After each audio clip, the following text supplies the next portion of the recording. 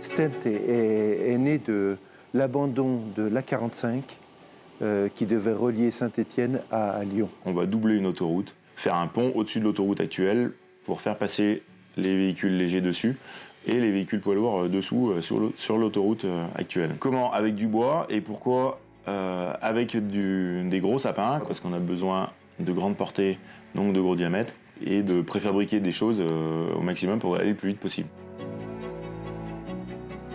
La philosophie, c'est de créer un support à droite et à gauche de la voirie, et ensuite on vient poser ces grumes donc, par-dessus. Donc c'est autour de 13,50 m de portée.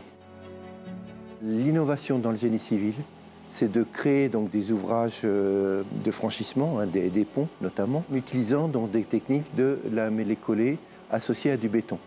Et lorsque j'ai vu que ces types d'ouvrages qui nécessitaient des poutres énormes en lamellé-collé de 80 par 80 et que l'on les mettait pratiquement juxtaposés, c'est là que j'ai eu le déclic d'avoir comme référence des projets de Julius Natterer qui utilisait justement donc des sections de gros bois massives et qui les juxtaposait les unes à côté des autres.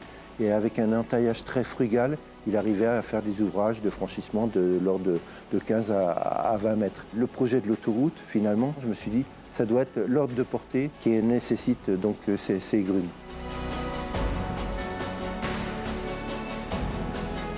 En laissant les gros bois en forêt, on empêche donc à la fois d'exploiter les autres arbres et on empêche surtout les jeunes pousses de croître par régénération naturelle. Ils sont nombreux dans la région Rhône-Alpes. Comment valoriser ces gros sapins?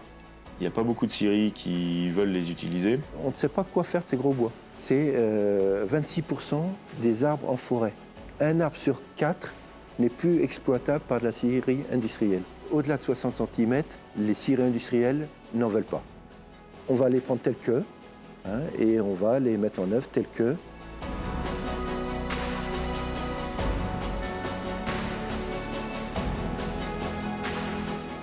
Alors c'est avantageux parce qu'en fait ils répondent bien à notre demande, c'est-à-dire qu'on a des grandes portées, des charges importantes, on n'a pas de contraintes de thermique. Sa résistance mécanique est meilleure parce qu'on ne coupe pas les fibres, hein, on est 20% meilleur que le fait de reconstituer une poutre lamellé-collé.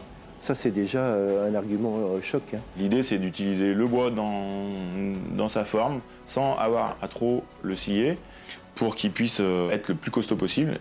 Vous n'allez pas faire ça tout à la main. On a des solutions industrielles, robotisées.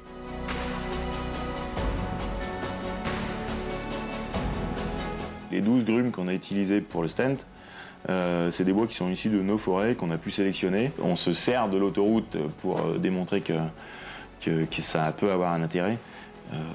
Mais il y a sûrement plein d'autres intérêts qui peuvent en déboucher. Cette technique, elle est développable pour des parkings, silos.